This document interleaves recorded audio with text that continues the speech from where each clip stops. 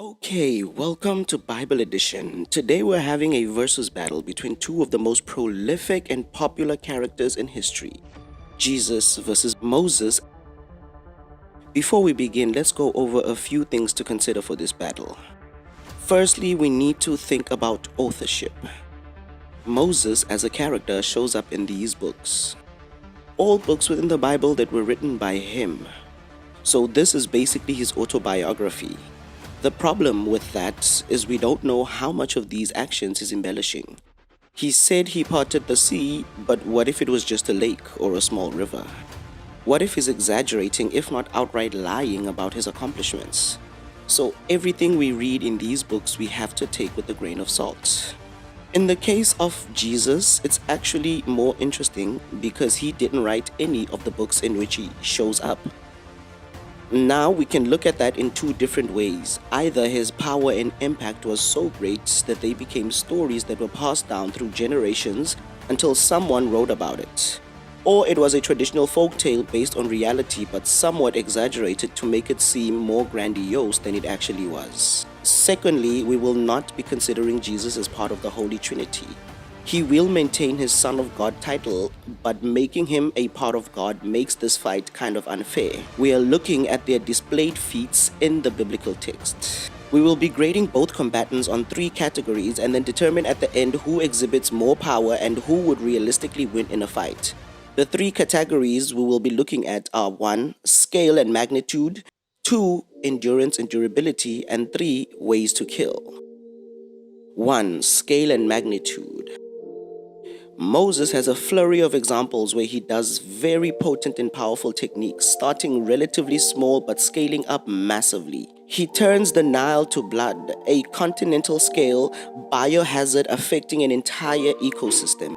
He summons continent-wide plagues of frogs, insects, and pestilence.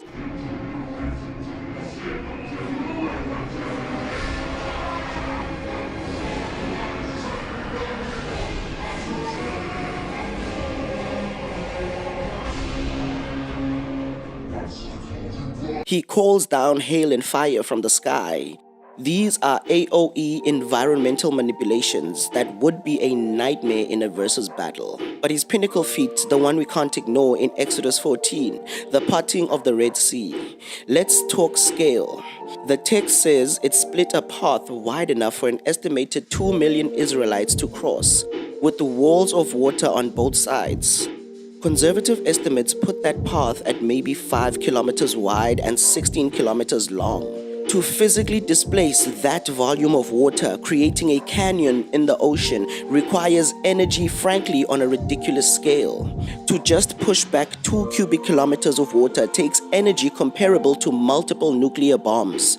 We are talking about moving billions of tons of water against gravity and holding it there for hours. The force required to hold that split, it's not just a wave, it's a sustained anti-gravitational effect. The magnitude is planetary. Moses, via his connection, is wielding a natural disaster level power.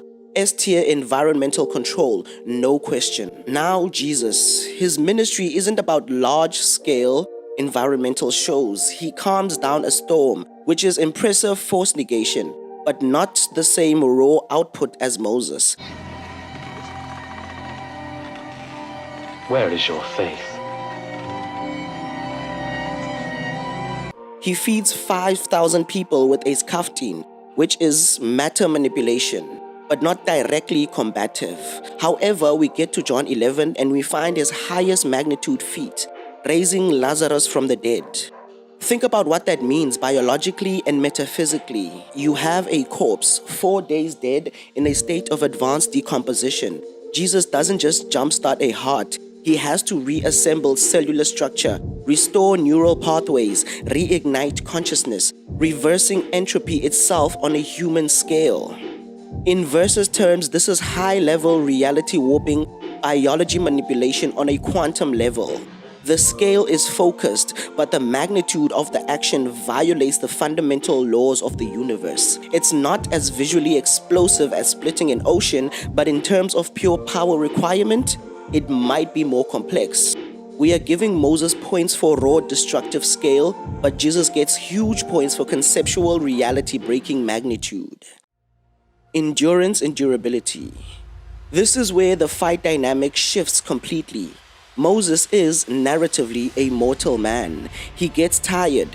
He needs help holding his arms up during battle. He dies of old age on a mountain after a long life. His durability is peak at human best. Maybe a bit enhanced given his 120-year lifespan, but he is ultimately killable. He has no noted healing factor, no regeneration. Jesus, however, is a different story. The core of his narrative is his death and resurrection. He survives a brutal Roman scourging, crucifixion, and a spear to the side. But the key is what happens afterwards. He comes back, not as a zombie, but in a perfected body, able to appear and disappear at will. This indicates a form of true immortality. You can't put him down for good. In a versus context, this is the ultimate durability. Even if Moses pulls off his ocean split, if Jesus is caught in it and dies, the win condition isn't met. Jesus resets. This isn't just endurance, it's an automatic narrative-backed respawn. Massive advantage. 3. Ways to kill. Moses' kill methods are environmental and indirect. The plagues would kill through disease, famine, or drowning. His direct combat, he has a staff he uses to trigger these events. It's not a personal dueling style, it's large-scale strategic warfare. Whether he can pinpoint a specific target with it is unclear. In a one-on-one fight, his best bet is to summon something massive and hope it can take out his opponent. Jesus, while primarily a healer and teacher, shows he has offensive capability.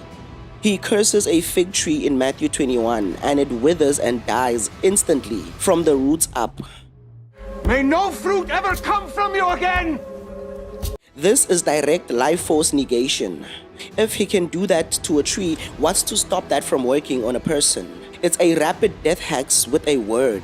Furthermore, in Revelations, his description is of a warrior with a sword coming from his mouth. The theme is clear, his word is creative and destructive power. He might not throw ocean-sized attacks, but he has precise, lethal techniques that bypass conventional durability. So who takes it? Moses has the higher destructive scale. In a straight environmental nuking contest, Moses probably outpaces Jesus. If this was who can affect a larger area, then Moses would win. But this is a versus battle. In a fight, scale isn't everything if you can't permanently put down your opponent. Moses is a glass cannon with universe-backed WMDs. Jesus is an immortal with high-level reality-breaking hacks and a guaranteed respawn. Moses might pull off his ocean split opener. It's a phenomenal move, but if Jesus is standing there afterwards or gets back up 3 days later, what's Moses' move? He's exhausted, he's immortal, and he's now facing an opponent who can kill him with a word and who he cannot kill at all. The winner, by virtue of immortality and resurrection hacks, is Jesus. Moses has the feats, but Jesus has the narrative. And in any story, you can't beat the guy whose whole point is that death is a temporary setback. High def, Jesus takes this. Drop a comment below on who you got and also who you want to see on the next versus battle.